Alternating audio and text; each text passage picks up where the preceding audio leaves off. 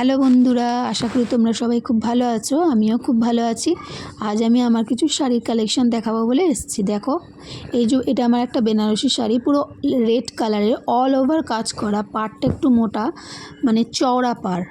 আর এটাও একটা পিঙ্ক এবং গ্রিনের মধ্যে, আর অল ওভার এরকম কাজ করা, পাড়টাও খুব চওড়া। আর এই শাড়িটা দেখছো, এটা অল ওভার এরকম চুমকির কাজ করা। এইটা আমি বিয়েতে গিফট পেয়েছিলাম, একজন আমাকে গিফট করেছিল।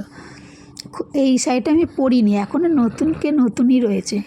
আর এই শাড়িটা দেখছো, এটা আমি অফলাইন থেকেই কিনেছিলাম। শাড়িটা খুব সুন্দর দেখতে, নেটের পুরোটা।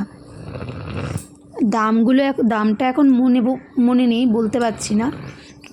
আর এই যে শাড়িটা, এটাও ব্লু, এটাও এরকম গোল্ডেনের কাজ করা আছে, সরু পাড়।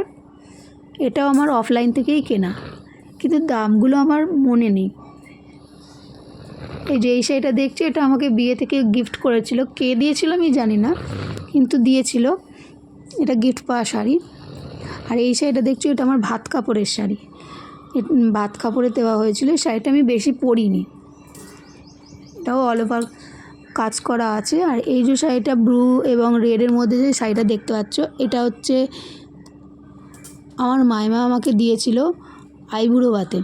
আর এই যে রেড কালারের শাড়িটা, এটা তাঁতের ওপর আমার মা গিফট করেছিল। এটা খুব সুন্দর, পুরো অল ওভার রেড, গ্রিন ব্লাউজের সাথে খুব সুন্দর মানাবে। এছাড়া এটা হচ্ছে অরেঞ্জ বলতে গেলে, মানে এটা মুসুর ডাল কালার। এটা আমার হাজব্যান্ড দিয়েছিল পুজোতে আমাকে। আর এটাও দেখো একই রকম কালার, কিন্তু ডিজাইনটা আলাদা, একটু অন্যরকম শাড়ি। এটা আমার কাকি শাশুড়ি এক পুজোতে গিফট করেছিল। আর এই শাড়িটা আমার সবথেকে প্রিয় শাড়ি।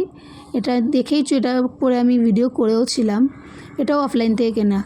এছাড়াও আরও অনেক শাড়ি কালেকশন আছে, সেগুলো আবার অন্য একদিন দেখাবো।